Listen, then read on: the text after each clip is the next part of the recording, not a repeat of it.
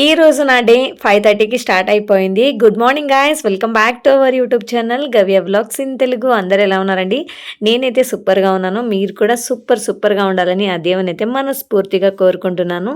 ఇంకా fresh up అయిపోయి ఇంకెందుకు ఆలస్యం అని చెప్పేసి కిచెన్లోకి వచ్చేసాను. నాకైతే ఇంకా నిద్ర వస్తూనే ఉంది. నైట్ అయితే అనుకుంటాను కరెక్ట్గా 5 o'clock అయితే లేయాలి, లేచి ఎక్సర్సైజ్ చేయాలి, యోగా చేయాలి, అది చేయాలి, ఇది చేయాలని అలారం అయితే పెట్టుకుంటాను. కానీ మార్నింగ్ మళ్ళీ ఆఫ్ చేసి పడుకుంటాను. కానీ ఒక 2-3 అలారమ్స్ పెడతాను నేనైతే. 5 o'clock ఒకటి, 5:15కి ఒకటి, 5:30కి ఒకటి, సెకండ్ది లేదా థర్డ్ది అయితే కంపల్సరీగా అటెండ్ చేసి ఇంకా లేచేస్తాను అనమాట. లేచేటప్పుడు అయ్యో ఇది నా కర్మ అనుకొని లేస్తే అది మనకి డే అంతా కూడా అలానే ఉంటుంది. సో మన రెస్పాన్సిబిలిటీస్ కాబట్టి మనం లేయాలి, పిల్లల్ని చూసుకోవాలి, వంట చేసి పెట్టాలి. సో అలా అనుకొని మనం లేస్తే కనుక హ్యాపీగా ఉంటాము అండ్ డే ఫుల్ కూడా హ్యాపీగా ఉంటుంది. లేచిన తర్వాత కూడా నాకైతే నిద్ర వస్తూ ఉంటుంది. నేనేం చేస్తానంటే వాష్రూమ్కి వెళ్ళి ఫస్ట్ చల్లగా ఉన్న వాటర్తో మొహం కడుక్కుంటానండి. సో చల్లగా ఉన్న వాటర్తో మొహం కడుక్కోవడం వల్ల మన బాడీలో కొన్ని హార్మోన్స్ అనేది రిలీజ్ అవుతాయి అండ్ మన బాడీ కూడా యాక్టివ్ అవుతుంది, మనకి నిద్ర కూడా వెళ్ళిపోతుంది. హాట్ వాటర్తో మొహం కడుక్కోవడం కంటే చల్లగా ఉన్న వాటర్తో మార్నింగ్ మొహం కడుక్కుంటే నిజంగానే చాలా హెల్త్ బెనిఫిట్స్ అయితే ఉన్నాయి. ఒకసారి ట్రై చేసి చూడండి. నేను ఈరోజు మా ఇంట్లో బ్రేక్ఫాస్ట్ చేయడానికి చట్నీ అలాగే ఇడ్లీ ప్రిపేర్ చేస్తున్నాను. ఇక్కడ పచ్చిమిర్చి వెల్లుల్లిని ఫ్రై చేసుకుని తర్వాత పచ్చి కొబ్బరి ముక్కలను వేసుకుంటున్నాను. పచ్చి కొబ్బరి ముక్కల్ని కొంచెం ఫ్రై చేసుకుంటే నిజంగా చట్నీ టేస్ట్ అయితే చాలా బాగుంటుంది. తర్వాత కొద్దిగా జీలకర్ర, అలాగే ఇక్కడ నేను పప్పులు వేసుకుంటున్నాను. కొద్దిగా పప్పులు వేసుకుంటే టేస్ట్ బాగుంటుంది. వీటన్నింటిని ఫ్రై చేసుకొని తర్వాత స్టవ్ ఆఫ్ చేసుకొని పూర్తిగా చల్లారిన తర్వాత మిక్సీ జార్లో అయితే వేసుకుంటున్నాను. తర్వాత తగినట్టుగా ఉప్పు, అలాగే కొత్తిమీర కొంచెం ఎక్కువ వేసుకోండి, బాగుంటుంది. కొద్దిగా చింతపండు, కొత్తిమీర ఫ్లేవరే ఇందులో చట్నీలో బాగుంటుంది. ఉప్పు వేసుకొని మంచిగా గ్రైండ్ చేసుకొని దీనికి కొంచెం పోపు వేసుకుంటే నిజంగా టేస్ట్ అయితే చాలా బాగుంటుంది. మా ఇంట్లో అందరికీ ఆల్ టైమ్ ఫేవరెట్ పల్లీ చట్నీ అనమాట. ఆ పల్లీ చట్నీ తిని నాకైతే బోర్ కొట్టేసిందండి. నాకు ఒక్కదానికే బోరు, మా ఇంట్లో ఇంకా రిమైనింగ్ 3 పీపుల్స్కి అయితే అస్సలు బోర్ కొట్టదు.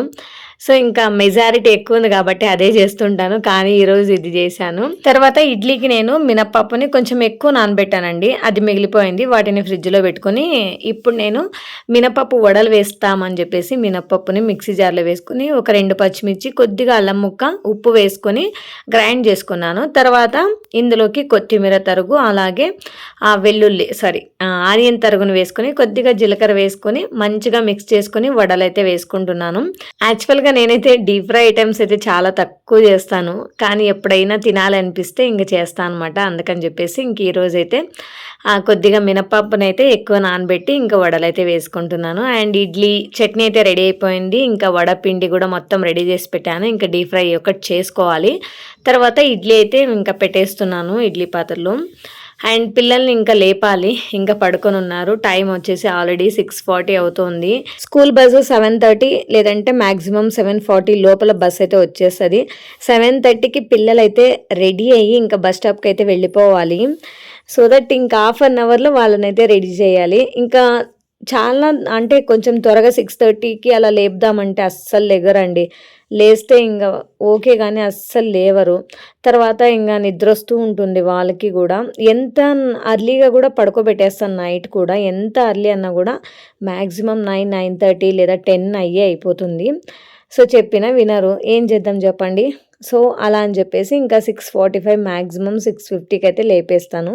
ఇంకా లేచిన తర్వాత వాటర్ కూడా రెడీ చేసి పెట్టేస్తానండి నేనైతే. అంటే ఇంకా మా ఇంట్లో అయితే కరెంట్ గీజరు, ఇంకా ఒక 10 to 15 minutes అలా ఆన్ చేస్తే ఇంకా వేడి వాటర్ అయితే వచ్చేస్తాయి.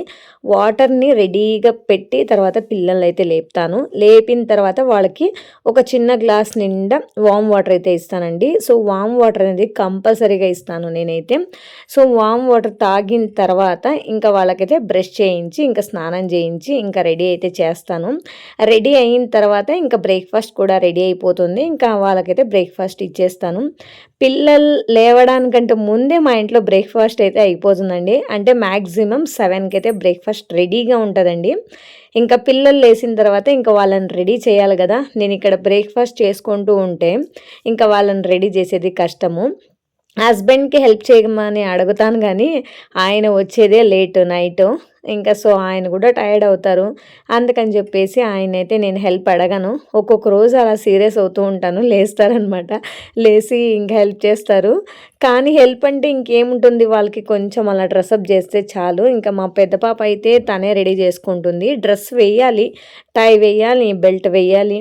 సో, అవన్నీ కూడా మనం అరేంజ్ చేయాలి కదా! అవన్నీ పిల్లలు ఒక్కరే చేసుకోలేరు. సో దట్ అలా ఉంటుందండి మార్నింగ్ టైం హడావిడి నిజంగానే. మా ఇంట్లో ఒక్కటే కాదు, మాక్సిమం అందరి ఇళ్లలో కూడా ఇలానే ఉంటుంది.